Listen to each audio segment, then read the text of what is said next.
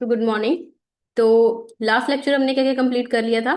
C3 cycle, C2 cycle और C4 cycle. ठीक है, ये हमने C4 कैम साइकिल देखी थी। और साथ में हमने क्या देखा था कि क्या है, एडवांस वर्जन हो सकती है, अडेप्टेशन की है प्लांट में, राइट। उसके बाद एक ही है, ये शायद मैं आपको क्वेश्चन के साथ ही कराऊंगी। तो ये हमने देखा था डिफरेंस। आज हम देखेंगे फैक्टर अफेक्टिंग फोटोसिंथेसिस। ऐसे कौन कौन से फैक्टर हैं जो फोटोसिंथेसिस को अफेक्ट करते हैं, राइट। ठीक है, क्या क्या हो सकता है? टेम्परेचर हो सकता है, हाँ, ठीक है। टेम्परेचर हो सकता है, जो आपके माइंड में आ रहा है एक मेन फैक्टर, ठीक है। दूसरा हो सकता है इंटेंसिटी, राइट, कि लाइट की इंटेंसिटी कितना है, ठीक है। फ्लुएंस रेट जिसे बोल सकते हो। एक होती है ना लो इंटेंसिटी लाइट, एक होती है हाई इंटेंसिटी लाइट, ठीक है। सिमिलर जैसे आपने देखा होगा कि अगर आप रेड लाइट को यूज करते तो वो कुछ अलग फील होता है, ब्लू लाइट को यूज करते तो कुछ अलग फील होता है, ठीक है। जैसे कि ब्लू लाइट आप यूज करते हो, आपके लैपटॉप स्क्रीन है, तो क्या होता है, आपकी नींद चली जाती है, राइट। जैसे रेड लाइट यूज करते हैं, ऐसे बोला था कि उसमें नींद आ जाती है जल्दी। तो लाइट की इंटेंसिटी से भी फर्क पड़ता है फोटोसिंथेसिस पे, ठीक है। नेक्स्ट फैक्टर हो सकता है, वो क्या हो सकता है, कार्बन डाइऑक्साइड। ये भी एक फैक्टर प्ले कर सकता है, ठीक है। चलो बाकी अब देखते हैं क्या क्या है। अगर आप देख पा रहे हो तो पहला है इफेक्ट ऑफ टेम्परेचर, कि क्या इफेक्ट होता है टेम्परेचर का। इन C3 plant with increase in temperature photo respiration will occurs, ठीक है। आपने एक मेन फैक्टर पढ़ा था कि जब भी फोटो रेस्पिरेशन होती है तब क्या होता है, तब क्या होता है, एक फैक्टर था कि टेम्परेचर की वजह से भी फोटो रेस्पिरेशन हमें देखने को मिली थी। तो क्या बोल सकते हो आप कि जो रूबिस्को है, ठीक है, जब टेम्परेचर इंक्रीज होगा वो किसके साथ बाइंडिंग शो करेगा, ऑक्सीजन के साथ बाइंडिंग शो करेगा, ठीक है। In case of C4 plants, negative effect of high temperature on Rubisco affinity for carbon dioxide is not realised, ठीक है। But in case of C4 plants हमें ये देखने को नहीं मिलता है। अगर कल आपने डिफरेंस देखा तो आपने क्या देखा था कि 25 डिग्री तक या अप टू 30 डिग्री तक जो थे वो C3 प्लांट वर्क कर रहे थे efficiently. But in case of C4 plants वो 30 से 45 डिग्री सेल्सियस तक एफिशिएंटली वर्क कर रहे थे, ठीक है। अब ये है ये वाला ग्राफ देखो, ये दिया है आपको लीफ टेम्परेचर, ठीक है। ये दिया है क्वांटम यील्ड, एब्जॉर्ब क्वांटा पर एब्जॉर्ब क्वांटा, मतलब क्वांटम यील्ड मतलब कितने क्वांटा एब्जॉर्ब हुए हैं और कितने फोटोसिंथेटिक एक्टिव मतलब प्रोडक्ट्स बने, ठीक है। तो देखो आप देख पा रहे हो कि जैसे जैसे टेम्परेचर इंक्रीज होता जा रहा है, C3 प्लांट क्या है, डाउन टूवर्ड डाउन होता जा रहा है, ठीक है। मतलब अब जैसे जैसे टेम्परेचर इंक्रीज करते जाओगे क्वांटम यील्ड डिक्रीज होती जाएगी, मतलब जो प्रोडक्ट बना रहे हैं C3 प्लांट फोटोसिंथेटिक प्रोडक्ट वो कम बनते जा रहे हैं, ठीक है।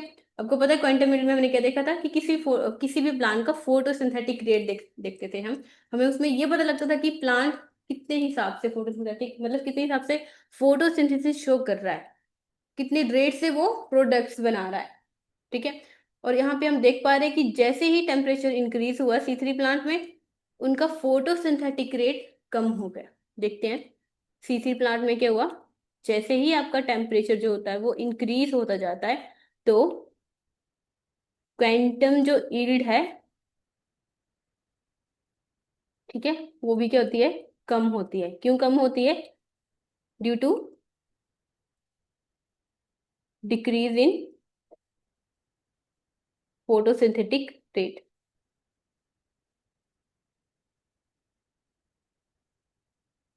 Right, clear. But in case of C4 plant देखो, इनका टेम्परेचर के ऊपर कोई भी असर नहीं हो रहा है अप टू 45 डिग्री सेल्सियस तक। और जैसे आपको पता है इस टेम्परेचर से आप ज्यादा इंक्रीज करते हो तब क्या होता है, तब क्या होता है, जो एंजाइम्स की स्ट्रक्चर है वो चेंज होने शुरू हो जाते हैं, ठीक है, वो डीनेचर्ड होने शुरू हो जाते हैं, ठीक है। तो अप टू 45 डिग्री सेल्सियस तक जो है वो पेप्केस एंजाइम एफिशिएंटली वर्क करेगा। और जैसे टेम्परेचर इंक्रीज होगा तो उनकी जो स्ट्रक्चर है वो डीनेचर्ड होने शुरू हो जाती है, ठीक है। एक्सेप्शन एक ऐसा एंजाइम है, वो कौन सा है, टैट पॉलीमरेज, जो कि हायर टेम्परेचर पर वर्क करता है, approximately 95 degree Celsius to 99 degree Celsius तक। ठीक है, तो लग गया पता। पेपकेस ने कहाँ तक वर्क किया, 45 डिग्री सेल्सियस तक। देखो क्वांटम कैसे आ रही है, एकदम मतलब स्टेगनेंट फॉर्म में आपको देखने को मिल रही है। कोई भी चेंजेस हमें C4 प्लांट में नहीं देखने को मिल रहे हैं, अगर हमने टेम्परेचर इंक्रीज भी किया। पर जैसे आप C3 के प्लांट्स में करें तो क्या हो रहा है, क्वांटम एकदम से गिर जा रही है। ठीक है, क्योंकि वो सिंथेसाइज नहीं कर पा रहा है वहां पे। यहाँ पर क्या हो रहा होगा, कार्बन डाइऑक्साइड फिक्स हो रही होगी, और यहाँ पर ऑक्सीजन फिक्स हो रही होगी। राइट, तो ये ग्राफ आपने अच्छे से देख लिया। तो कभी कभी क्या होता है कि जो क्वेश्चंस आते हैं वो डायरेक्टली ग्राफ दे देते हैं आपके सामने। ठीक है, और आपको फोर स्टेटमेंट दे दिए जाएंगे कि इस ग्राफ ये ग्राफ आपको क्या बता रहा है, तो तब आपने फाइंड आउट करना है कि ये क्या बता रहा है। ठीक है,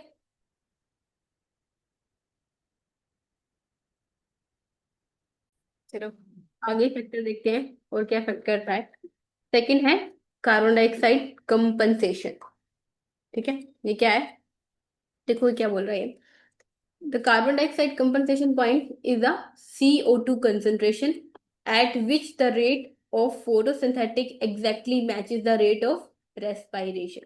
ठीक है, तो बोलने का मतलब ये है कि जो CO2 कंपनसेशन पॉइंट एक ऐसा पॉइंट होता है जिस पॉइंट में क्या हो, जो rate of photosynthesis equal to rate of respiration. ठीक है, रेट ऑफ फोटोसिंथेसिस में क्या हो रहा है, कार्बोहाइड्रेट फॉर्म हो रहे हैं।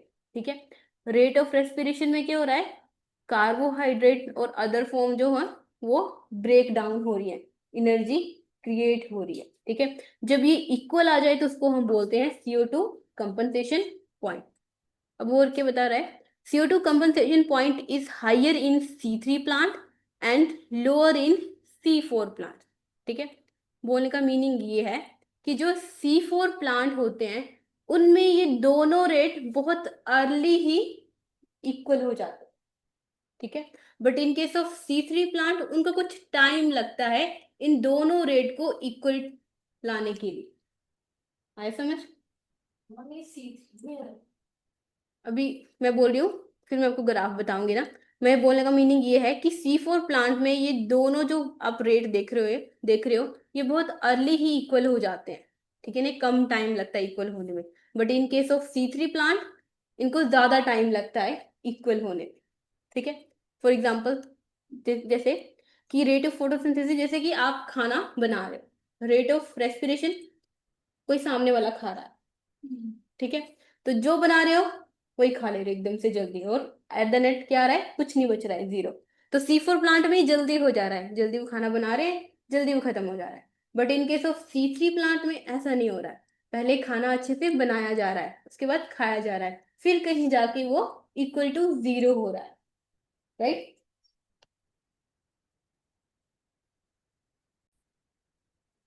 देखो हो क्या रहा है, इन C3 प्लांट में benefit more from ongoing increasing in atmospheric CO2 concentration and C4 plant saturated at CO2 at lower concentration। उससे इसको करने से पहले पहले इस ग्राफ को देखो। ठीक है, ये आपको क्या दिखा रहा है, इंट्रासेलुलर CO2 कंसेंट्रेशन। राइट, ये है नेट CO2 एसिमिलेशन। एसिमिलेशन का मतलब होता है यूज करना, एसिमिलेट करना। ठीक है, और ये है इंट्रासेलुलर कंसंट्रेशन, मतलब मीजोफिल सेल के अंदर जो कंसंट्रेशन है कार्बन डाइऑक्साइड की वो। अगर आप देख पा रहे हो C4 प्लांट को, तो देखो बहुत कम कंसंट्रेशन पे ये अच्छे से एसिमिलेट कर ले रहा है। ठीक है, अच्छे से डाइजेस्ट कर ले रहा है प्रोडक्ट्स बना रहा है, उनको यूज कर रहा है। और यही बात हमने लास्ट क्लास में पढ़ी थी कि जो C4 प्लांट्स होते हैं वो 10 ppm से कम में भी काम कर सकते हैं। तो इसका मीनिंग था ये वाला point. Right, but in case of C3 plants उनमें ऐसा नहीं होता, उनको 50 ppm से ज्यादा कार्बन डाइऑक्साइड की कंसेंट्रेशन चाहिए, तभी जाके वो काम कर पाएंगे, वरना वो नहीं कर पाएंगे। तो देखो ये कैसा पॉइंट है, 50 पीएम 50 पीपीएम से ज्यादा हो तभी वो वर्क कर पाएंगे, तो ये है C3 प्लांट। ठीक है। तो देखो ये इजीली इनका कंपनसेशन पॉइंट क्या है, लो है, और C3 का कंपनसेशन पॉइंट क्या है, ज्यादा है। जब इसको ज्यादा मिलेगा तभी करेगा ये काम, वरना ऐसे नहीं कर पाएगा। और ये थोड़े से भी कंपनसेट कर ले, जैसे हम करते हैं, ठीक है, जो है ठीक है। अभी नहीं, और कम कीजिए, और कम कीजिए, उसी हिसाब से C3 प्लान करता है।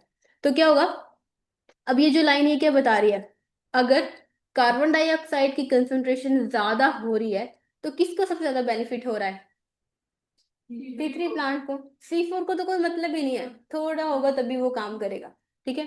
तो C3 प्लांट में benefit more from ongoing increase in atmospheric carbon dioxide concentration. ठीक है। But in case of C4 plants saturated with CO2 at lower concentration. तो ये लाइन समझ में आ गई, क्यों बोला मैंने ऐसे। Plant with C4 metabolism have a CO2 compensation point of zero और नियरली जीरो। तो ऐसा बोला जाता है कि जो C4 प्लांट्स होते हैं उनमें जो कार्बन डाइऑक्साइड का कंपनसेशन पॉइंट होता है वो नियरली जीरो होता है। देख पा रहे हो, अगर इसको मैं जूम करूं ग्राफ को तो देख पा रहे हो, नियरली जीरो है। ठीक है, reflecting their very low level of photo respiration. और साथ में ये भी बताया जा रहा है कि, यही बता रहा है कि इसमें क्या हो रहा है, सबसे लो लेवल पे, बहुत ही कम पे फोटो रेस्पिरेशन होती है, या फिर नो फोटो रेस्पिरेशन। क्योंकि अगर ये जीरो है, ये नियरली जीरो है, तो ये फोटो रेस्पिरेशन नहीं होती है। ठीक है। अब नेक्स्ट देखते हैं, plant species that fix CO2 by C4 plant have higher rate of carbon dioxide uptake than species using the C3 photosynthetic carbon reduction cycle. तो इस पॉइंट से हमें ये पता लगता है कि जो भी C4 प्लांट्स होते हैं, ठीक है, उनके पास जो CO2 को फिक्स करने की कैपेसिटी होती है वो ज्यादा होती है, वो ज्यादा रेट से CO2 को लेंगे, फिक्स करेंगे। ठीक है, क्योंकि कम में ही वो काम करने शुरू कर देते हैं। बट C3 प्लांट में ऐसा नहीं होता, ये कुछ नखरीले टाइप के प्लांट्स हैं, जब तक अच्छे अमाउंट में नहीं होगी तब तक ये काम नहीं करेंगे। जबकि C4 में क्या होगा, थोड़ा भी अमाउंट होगा फिक्स करने शुरू कर देगा। ठीक है। तो ये जो एक एक लाइनें यहाँ पे लिखी हुई है ना, इनको ध्यान से पढ़ना, क्योंकि यही से क्वेश्चन बने हुए हैं ये। ठीक है, तो ये था आपका CO2 कंपनसेशन पॉइंट। आपके एक्स एक्सिस पे इंट्रासेलुलर CO2 कंसंट्रेशन, उसके बाद C1 C5 देखो ये आपको दिया है, तो ये आपको कंसंट्रेशन बता रहा है कि एटमॉस्फेरिक कंसंट्रेशन कितनी है और इंट्रासेलुलर कंसंट्रेशन कितनी है, तो उसके अकॉर्डिंग उन्होंने CI दिया है। और जो हम लेते हैं कंसंट्रेशन वो क्या है, पार्ट पर मिलियंस में लेते हैं। क्लियर, ये ग्राफ अच्छे से समझ में आ गया। अगर यही ग्राफ आया तो आप बता सकते हो। ठीक है, इसका एक आइडिया लगा के और एक इसका आइडिया लगा के। क्लियर, वो डायरेक्टली कुछ नहीं लिखता है, कभी लिखता है कभी नहीं लिखता है। अगर उसने नहीं कुछ लिखा तो आप आइडिया लगा सकते हो, मतलब जैसे ये वाला ग्राफ दे दिया और तीन चार स्टेटमेंट दे दिया और आपको बताना है कि क्या सही जा रहा है क्या नहीं। किसी में लिखेगा कि C3 का कंपनसेशन पॉइंट नियरली जीरो है, तो किसी में लिखेगा कि C4 प्लांट का concentration point, compensation point nearly zero है। ठीक है, इस हिसाब से लिखा होगा, इस हिसाब से क्वेश्चन आए भी हैं। डन। तो अभी अपने दो फैक्टर पढ़े, टेम्परेचर का और कंपनसेशन पॉइंट का। अब हम देखेंगे कार्बन आइसोटॉप। ठीक है, तो जैसे आपको पता है कार्बन की कितनी फॉर्म्स होती हैं, C14 ठीक है, so there are present 3 forms, 12, 13 और 14 कार्बन। ठीक है, तो जो वाइडली स्प्रेड है, या इन अदर केसेस में बोलूं हायर अमाउंट में जो प्रेजेंट होती है वो होती है 12 कार्बन वाली। ठीक है, C12, जो होती है अराउंड 98.9% हमें देखने को मिलती है एटमॉस्फेयर। ठीक है, अगर C13 की बात करें तो वो होती है 1.1%। और जो C14 की बात करें तो वो नियरली हमें देखने को मिलती है, जो भी रिमेन्स रह जाता है, ठीक है, बहुत कम में मिलती है। राइट, तो हायर में कौन है, C12, उससे सबसे उससे कम क्या है, C13, और बहुत ही कम क्या है, C14 है। ठीक है, अब देखते हैं atmospheric carbon dioxide contain the naturally occurring stable carbon isotope कौन सी है, C12 और C13। तो C12 और C13 ये दोनों स्टेबल आइसोटॉप्स हैं, और प्रोपोर्शन क्या है इसका, 98.9%, 1.1%, ये तो मैंने आपको बता दिया यहाँ पर। So most plant accumulate more C12 carbon dioxide than C13 carbon dioxide. तो आपको अब देख रहे होंगे कि ये हायर अमाउंट में, तो हायर अमाउंट में ही क्या होगी, एसिमिलेट होगी, मतलब यूज की जाएगी प्रोडक्ट को बनाने के लिए। और assimilation of C12 carbon is more than C13 carbon dioxide. Clear? ये वाला पॉइंट समझ में आया? क्या बोला मैंने कि जो C12 है, ठीक है, वो मोर एसिमिलेट होगी। क्यों एसिमिलेट होगी? ठीक है, क्योंकि ये हायर प्रपोर्शन में है, हायर अमाउंट में प्रेजेंट है।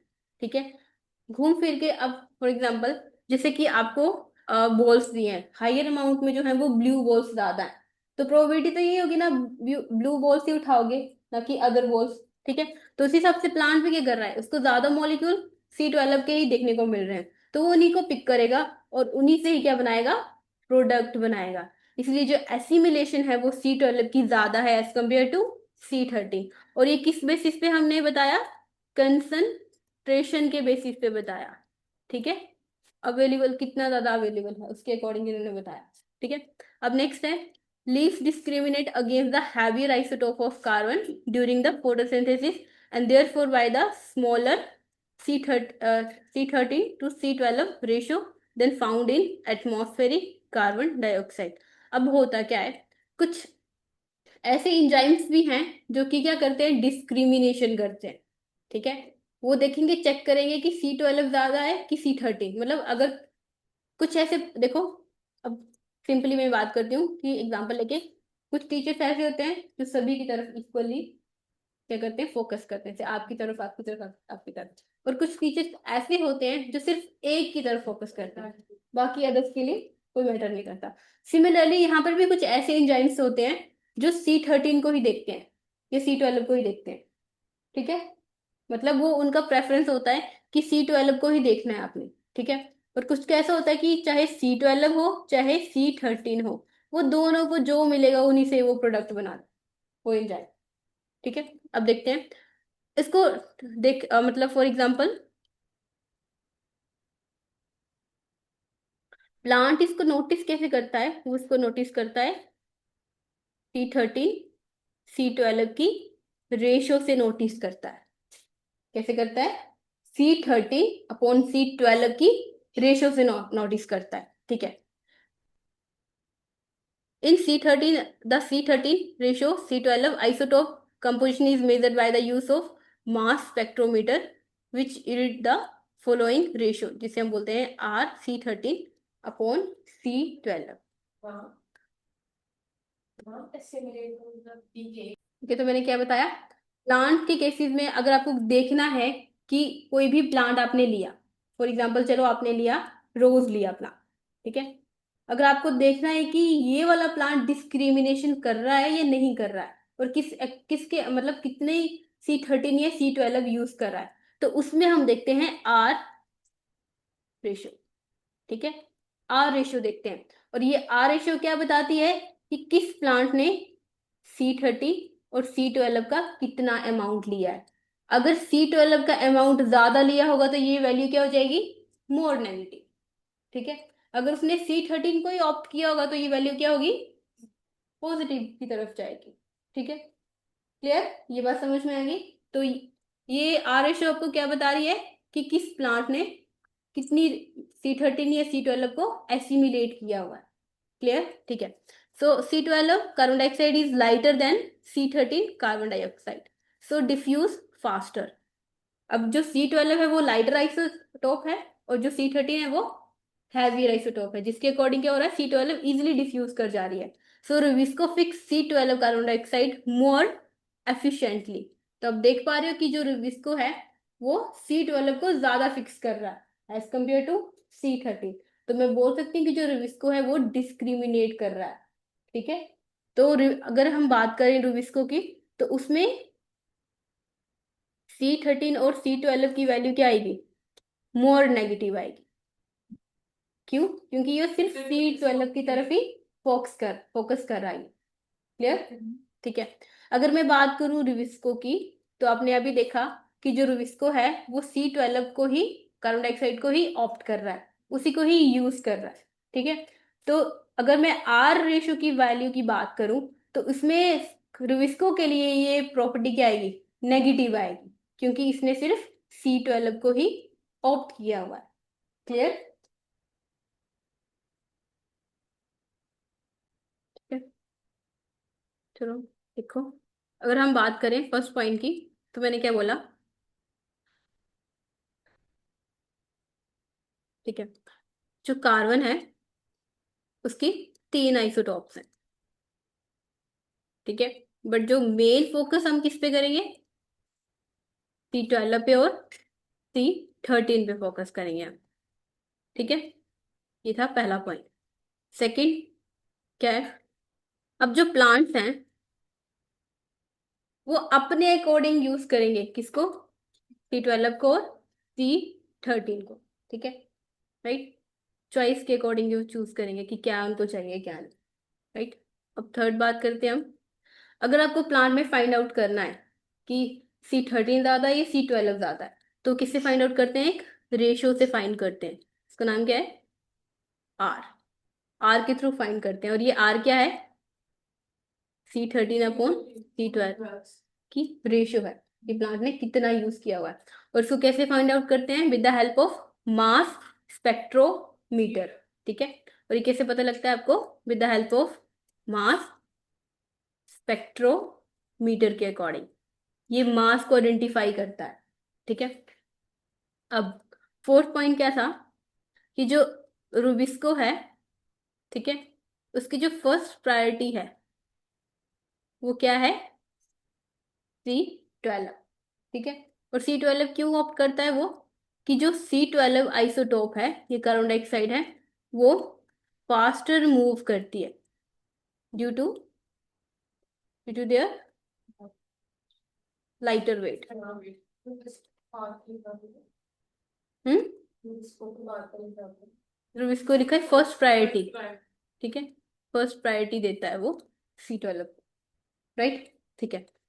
अगर हम इसके केसेस में R की वैल्यू को फाइंड आउट करें तो क्या आएगी, C13 upon C12 more negative, क्योंकि इसने C12 को ऑप्ट किया है। अगर अगर हमने C3 वाला प्लांट लिया, जैसे वीट ली, वीट में फाइंड आउट किया, तो हमें C12 की रेशियो ज्यादा देखने को मिलेगी, क्योंकि इसका मास हमें ज्यादा देखने को मिलेगा, mass spectro photo sorry mass spectrometer में ज्यादा देखने को मिलेगा, क्योंकि यही हमें देखने को मिलेगी, क्योंकि इसको सिर्फ इसी को ऑप्ट कर रहा है।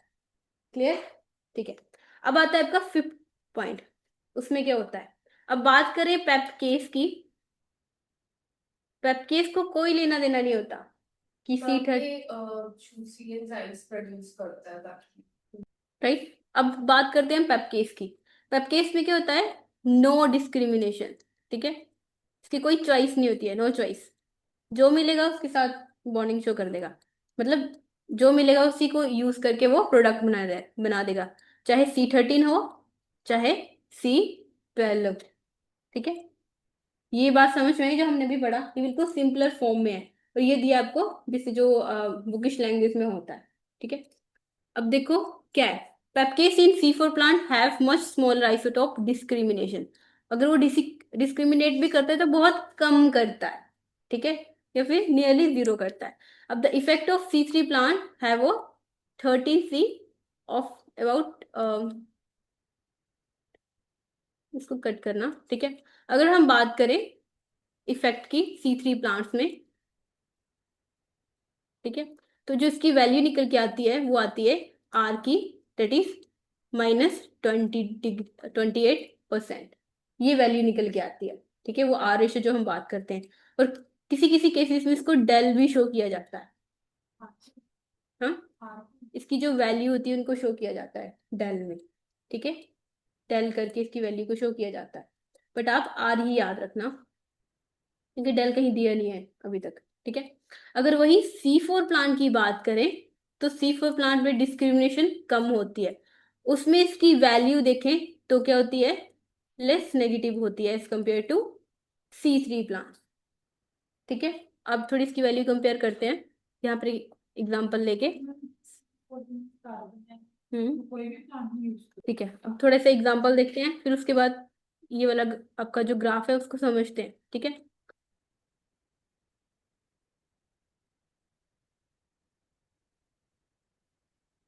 ये है आपके पास C4 प्लांट, ठीक है। यहाँ तक तो आपको समझ में आ गया। अब C3 प्लांट की बात करते हैं, ठीक है। तो आपको इतना पता है कि जो C12 को वो ज्यादा प्रेफरेंस देगा, तो क्या हो जाएगा, मोर नेगेटिव। क्लियर। अब बात करते हैं हम C4 प्लांट की, ठीक है। तो C4 प्लांट में जो पेप्केस एंजाइम है वो ज्यादा डिस्क्रिमिनेशन नहीं करता, जो मिलेगा उसको वो यूज करेगा, ठीक है। अब देखो C3 की कंसंट्रेशन कितनी है एटमॉस्फेयर में, 1.1%। C12 की कंसंट्रेशन कितनी है, नियरली 98 पॉइंट समथिंग परसेंट, ठीक है। तो प्रोबेबिलिटी क्या होगी, ज्यादा किसकी देखने को मिलेगी, C12 की देखने को मिलेगी, और साथ में C13 भी देखने को मिलेगा। तो इसकी जो वैल्यू आएगी वो लेस नेगेटिव आएगी, ठीक है। लेस नेगेटिव आएगी, पॉजिटिव नहीं, लेस नेगेटिव आएगी, मतलब एज कम्पेयर टू इससे पॉजिटिव होगी। क्लियर, ये बात समझ में आई, ठीक है। नेगेटिव क्यों आई, क्योंकि C12 हायर अमाउंट में प्रेजेंट है। अब हम कंपैरिजन कर रहे हैं, अगर इसकी मोर वैल्यू नेगेटिव क्यों आई, क्योंकि इसने C13 को यूज ही नहीं किया है, इसने सिर्फ C12 को ही यूज किया है, जबकि C4 प्लांट ने C13 को भी यूज किया है, C12 को भी यूज किया है। क्लियर, इसीलिए यहाँ पर वैल्यू देखो, मोर नेगेटिव -28 आ रही इन case of C3 plants and -14 आ रही इन केस ऑफ C4 प्लांट्स, ठीक है। तो क्या है इसकी, -28 डिग्री, -28%, और ये है -14%, राइट। अगर मैं यही बोलूँ इन केस ऑफ वीट, वीट में अगर मैं वैल्यू आपको 28 दूं, और अगर मैं आपको कॉर्न में या मेज में वैल्यू दूं -40% करके एग्जाम्पल देके मैं अगर आपको स्टेटमेंट दूं, तो ये क्या स्टेटमेंट सही होगी, बिल्कुल सही होगी। तो हर बार इन्होंने C3 और C4 प्लांट नहीं लिखा होगा, यहाँ पर एग्जाम्पल भी यूज कर सकते हैं ये, राइट, ठीक है। अब बात करते हैं हम इस ग्राफ की, इस ग्राफ को अच्छे से समझो। ये क्या बताया आपको, कार्बन आइसोटोप की रेशियो दी हुई है इन्होंने, ठीक है, वही C13/C12, और ये बताया हुआ है नंबर ऑफ ऑब्जर्वेशन, ठीक है। क्या रिपीट करना है आरजू, राइट। अब बात करें यहाँ पे इस ग्राफ के बारे में, ठीक है, ये क्या है, ग्राफ नंबर 3।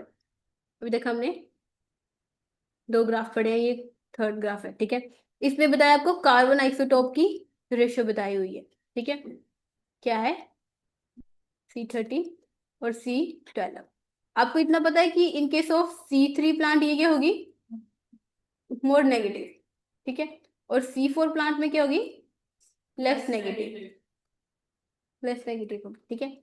तो इसी के अकॉर्डिंग इन्होंने एक ग्राफ दिया हुआ है, ये C40 सॉरी 40 -30 -20 और -10, ठीक है। तो इसकी C4 प्लांट में कितनी वैल्यू आ रही थी, -14%, और इसकी आ रही थी -28%।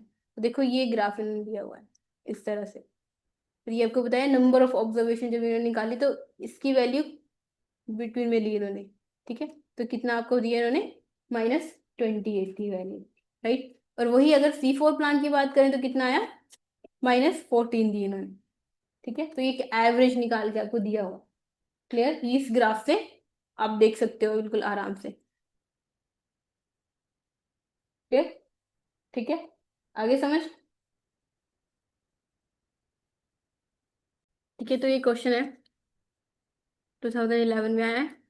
कॉन्सेप्ट को अच्छे से समझने के लिए मैंने एक आपको क्वेश्चन दिया हुआ है, करो इस क्वेश्चन को, बताओ फिर मुझे क्या आंसर होगा इसका, ठीक है। देखो क्या है, following are some of the statement regarding the effect of CO2 concentration on photosynthesis in plant, ठीक है। तो क्या बता रहा है आपको, इफेक्ट ऑफ CO2 कंसेंट्रेशन के, पहला क्या है, 3 स्टेटमेंट दिए हैं आपको, A B एंड C, और पूछा क्या है, which one of the following combination of एव स्टेटमेंट इज करेक्ट। तो देख लेना करेक्ट है या इनकरेक्ट, जल्दी जल्दी के चक्कर में हमको लगता है करेक्ट, क्योंकि हमने मैक्सिमम स्टेटमेंट करेक्ट वाली देखनी होती है, मोस्ट ऑफ द क्वेश्चंस में ये दिया होता है, और कहीं पे इनकरेक्ट भी हो तो आप करेक्ट करके चले आओगे, ठीक है। अब देखो क्या है, with elevated CO2 level C3 plant are much more responsive than C4 plant under well watered condition.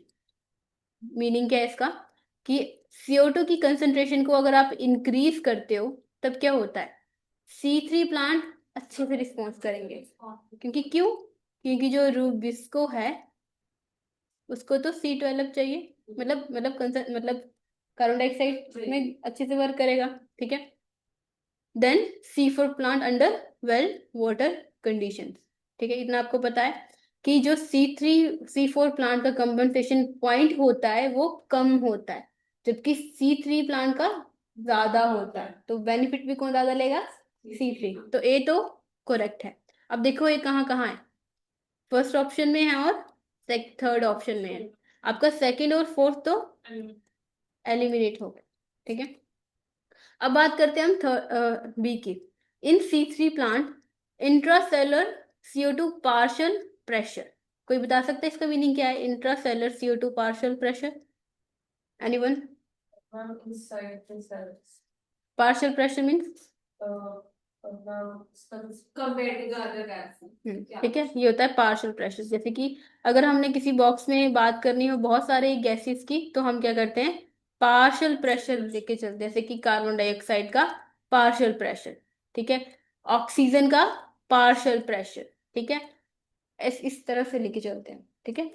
तो क्या बोल रहा है कि C3 प्लांट में इंट्रासेलर CO2 का पार्शियल प्रेशर हम देखते हैं, can stimulate the photosynthesis only over a narrow range.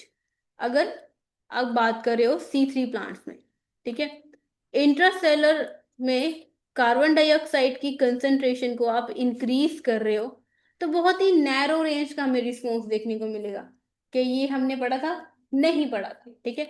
तो बी क्या होता है आपका? गलत। तो बी यहाँ पर है, ये हो गया गलत। तो ऑटोमेटिकली आपका आंसर क्या आ गया? थर्ड आ गया, ठीक है। सो इन C4 plant CO2 compensation point is nearly 0 और 0, ठीक है। इजी था क्वेश्चन ये, थोड़ा सा हेर फेर की थी उन्होंने लैंग्वेज के साथ, तो वो आपको माइन्यूट माइन्यूट चीजें समझ आनी चाहिए, ठीक? अब ये है, ये मैंने डिफरेंस कराया हुआ है C3 प्लांट में और C4 प्लांट में। CO2 का अपटेक जो होता है वो C और C4 प्लांट में फास्ट होता है, क्योंकि पेप्केस की एफिनिटी ज्यादा है। ये हमने कल ही डिफरेंस पढ़ा था। रेट भी C4 प्लांट में ज्यादा होता है, प्रोडक्टिविटी भी हमें C3 प्लांट में, सॉरी C3 प्रोडक्टिविटी भी C4 प्लांट में हमें ज्यादा देखने को मिलती है। अगर CO2 की कंसेंट्रेशन को इंक्रीज किया जाए तो C3 प्लांट मोर बेनिफिट में रहेंगे, ठीक है। और सेचुरेटेड कौन सबसे जल्दी करता है? C4 प्लांट इजीली सेचुरेट कर जाते हैं, जबकि C3 प्लांट लेट सेचुरेट करते हैं। देखो, ये देखो, C4 प्लांट इजीली सेचुरेट कर जा रहे हैं, अर्ली सेचुरेशन हो जा रही है, ये पॉइंट आप लिख लो। और जबकि C3 प्लांट क्या कर रहे हैं? लेट सेचुरेट कर रहे हैं। तो जो सेचुरेटिंग पॉइंट है,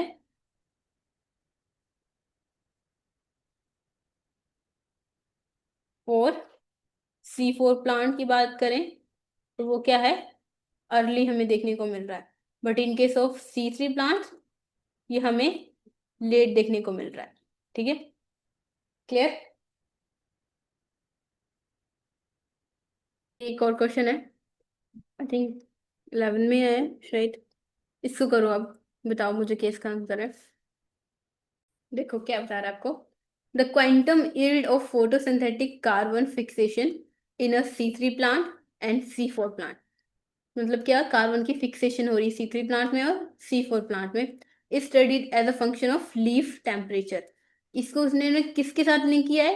टेम्परेचर के साथ लिंक किया है। इन अदर वर्ड्स, टेम्परेचर को चेंज किया है और उसके अकॉर्डिंग देखा है कि C4 प्लांट में और C3 प्लांट में किस हिसाब से फिक्स हो रहा है कार्बन डाइऑक्साइड, ठीक है। Following are some statement based on this study. तो कुछ स्टेटमेंट आपको दी है, आपको फाइंड आउट क्या करना है? करेक्ट स्टेटमेंट फाइंड आउट करनी है कॉम्बिनेशंस में। ए स्टेटमेंट है, बी है, सी है और डी है, right. Eight lower temperature the quantum yield of C3 plant is lower than C4 plant. तो क्या ये स्टेटमेंट सही है? स्टेट कैसे? देखो, देखो क्या, eight lower temperature C3 plant की क्वांटम यील्ड कम बता रहे हैं C4 प्लांट से। अगर आप यहाँ पर देख पा रहे हो तो जो क्वांटम यील्ड है C3 प्लांट की वो हायर है as compare to C4 plant at lower temperature. तो सब ग्राफ से उठाया उन्होंने, तो ए स्टेटमेंट क्या हो जाती है आपकी? गलत हो जाती है, ठीक है, गलत हो जाती है, राइट। तो को हाँ, तो किस ऑप्शन में है ये? ए इसमें भी है, ए इसमें भी है, ए इसमें भी है। अगर आपको डाउट आ रहा है तो उसको होल्ड करके देख लो, बाकी देख लो क्या बता रहा है। इन C4 plant quantum mill does not show a temperature dependence. तो सही है। अगर आपने देखा, हम ग्राफ में देख पा रहे हो, कोई डिपेंडेंसी शो नहीं कर रहा है। अप टू 40-45 डिग्री सेल्सियस तक रिमेन सेम रह रहा है। ठीक है, कोई फ्लक्चुएशन हमें देखने को नहीं मिल रही है। तो क्या है ये? करेक्ट स्टेटमेंट है। ठीक है, कि क्या है? करेक्ट स्टेटमेंट है। अब आगे क्या है? Since the photo respiration is low in C4 plant because of CO2 concentration mechanism, quantum yield is not affected. तो फोटो रेस्पिरेशन क्यों लो होती है और क्यों कम होती है? क्योंकि उनके पास क्या होता है? CO2 को कंसंट्रेट करने का मैकेनिज्म होता है, राइट, जिसकी वजह से क्वांटम यील्ड अफेक्ट नहीं होती है। और यही तो आपको ग्राफ बता रहा है, कहीं क्वांटम यील्ड अफेक्ट नहीं हो पा रही है क्योंकि इनके पास कंसंट्रेटिंग मैकेनिज्म है कार्बन डाइऑक्साइड के लिए। क्लियर? ये लाइन यहाँ से क्लियर होती है। और नेक्स्ट क्या है आपको बता रहा है? At higher temperature the quantum yield of C3 plant is lower than C4 plant. ठीक है, ये तो बेसिक है। अगर आप इससे एग्री कर रहे हो तो आपको इससे डिसएग्री करना पड़ेगा, क्योंकि ये दोनों स्टेटमेंट क्या है? डिफरेंट है तो सेम बट चेंजेस किए हुए हैं इन्होंने। तो क्या है? डी क्या है आपका? सही है। तो क्या ऑप्शन आते हैं आपके? स्टेटमेंट आती है बी, सी और डी। तो देखो कैसे इन्होंने उठाए हुए हैं ग्राफ से। तो जिसने ग्राफ देखा होगा ये इसको कर पाएगा, और जिसने ग्राफ नहीं देखा होगा इसको नहीं कर पाएगा। तो जब जाओगे पेपर देने तो इनको ग्राफ को अच्छे से देख लेना, ठीक है, रिवीजन के टाइम पे। क्लियर? तो क्या ऑप्शन आता है आपका? Second, B, C and D. अब नेक्स्ट क्वेश्चन है, इसको करो। 2014 में आया ये वाला, बताओ मुझे अब क्या है इसका आंसर। ठीक है, तो क्वेश्चन क्या बता रहा है आपको? Following are certain statement regarding with C3, C4 और कैम प्लांट। ठीक है, C3, C4 और कैम प्लांट के बारे में आपको बताया हुआ है। The ratio of water loss to CO2 uptake is higher in CAM plants than it is in either C3 और C4 plant. अब देखो, जो कैक्टस होता है, ठीक है, कल मैंने आपको क्या बताया था, इसमें जो स्टोमेटा होते हैं वो कब ओपन होते हैं? During night, right. और बाकी प्लांट्स में, C3 और C4 प्लांट्स में कब ओपन होते हैं? ओपन है डे टाइम। और अब अच्छी तरह से अवेयर हो, डे टाइम में क्या होता है? सन, सन की वजह से क्या होता है? टेम्परेचर इंक्रीज होता है। और क्या होती है? इवेपोरेशन। ठीक है, जो भी वाटर होता है इसमें लीव्स में वो इवेपोरेट हो जाता है। अब कैक्टस में तो स्टोमेटा ही ओपन नाइट टाइम में हो रहे, तो क्या इवेपोरेशन होगी? वाटर लॉस होगा? नहीं होगा। तो एक स्टेटमेंट क्या है? गलत है। तो ये थी आपकी कॉमन सेंस के ऊपर डिपेंड, ए स्टेटमेंट, कितनी कॉमन सेंस आप यूज करते हो या नहीं। ठीक है, मैं सच बात कहूँ तो आपका जो आधा पेपर है ना आपकी कॉमन सेंस की वजह से चलता है, राइट, कि आप कितना सोच पा रहे हो, जो कॉमन सेंस वाली बात है। ठीक है? अब बात करते हैं बी स्टेटमेंट की। ठीक है, the rate of photosynthesis attain maximum rate at lower intracellular CO2 partial pressure in C4 plant than C3 plant. Simply बोलने का मीनिंग ये है कि अगर आप इंट्रासेलुलर कंसंट्रेशन कार्बन डाइऑक्साइड की लोअर है प्लांट्स में, ठीक है, ये किसी सेल में, जैसे ये वाला सेल, ये वाला सेल, ये C3 प्लांट की बात हो रही है, ये C4 प्लांट की बात हो रही है। अगर C3 प्लांट में ये कम है तो ये क्या कुछ फंक्शन कर पाएगा? नहीं कर पाएगा, क्योंकि C3 प्लांट में क्या चाहिए होता है? हमें ज्यादा कंसंट्रेशन चाहिए होती है कार्बन डाइऑक्साइड की, जबकि C4 प्लांट में क्या होता है? कम से भी चल पड़ता है। ठीक है, तो बी क्या आपका करेक्ट आता है? The rate of photosynthesis attain maximum rate at lower intercellular CO2 concentration in C4 plant as compared to C3 plant। ठीक है, अब बात करते हैं C पॉइंट की। क्या है? The compensation point in C3 plant are always lower than C4 plant. तो क्या ये गलत है? क्यों गलत है? देखो, देखो, C4 प्लांट का नियरली 0 होता है, ना कि C3 प्लांट का होता है। तो क्या है? सी गलत है। ठीक है, तो सी किस किस में है? सी इसमें है, सी इसमें है, ए भी गलत है, ए इसमें है, तो ऑटोमेटिकली आपका आंसर क्या आता है? B and T. तो डी क्या है? प्लांट में C4 metabolism need less rubisco than C3 plant to achieve a given rate of photosynthesis. ठीक है, अब देखो C3 प्लांट में तो कौन हीरो है? ओनली एंड रुबिस्को है। ठीक है, जबकि C4 प्लांट में क्या है? पेपकेस भी है और रुबिस्को भी है। ठीक है, तो इसका आंसर क्या होता है? C4। इसमें क्या है? डी क्या है? करेक्ट आंसर क्या है आपका? B and D statement. ठीक है, अगर कोई स्टेटमेंट आपको समझ नहीं आ रही है तो उसको होल्ड पे रख दो, बाकी स्टेटमेंट देखो। अगर बाकी स्टेटमेंट भी आपको लग रहा है कि ये नहीं हो पाएगा, कुछ गड़बड़ है, तो लीव कर दो उस क्वेश्चन को, तो जबरदस्ती उसके साथ लड़ो मत, नहीं हो रहा है तो लीव इट। ठीक है, राइट। तो अभी आपने क्या क्या देख लिया? अपने फैक्टर देख लिए। ठीक है, तो इस फैक्टर से देख लो किस हिसाब से क्वेश्चन आए होंगे। अच्छे से ग्राफ समझ लेना, एक या दो बार ग्राफ ड्रॉ करके देखना जो भी ये इसके फैक्टर्स हैं, फिर इजीली आपके क्वेश्चंस हो जाएंगे। सब सारा का सारा ने ग्राफ से पूछा है। ठीक है, चलो, अब ये वाला टॉपिक आपका यहाँ से खत्म होता है। इसी के साथ में आपको कल मैं या शाम को मैं आपको चार्ट प्रोवाइड कर दूंगी। ठीक है,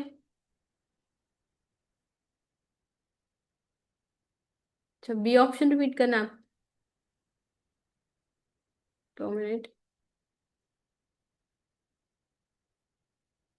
ठीक है, ये क्वेश्चन है 94। इस क्वेश्चन को करो, मुझे बताओ क्या आंसर है इसका। ठीक है, तो क्या बता रहा है आपको?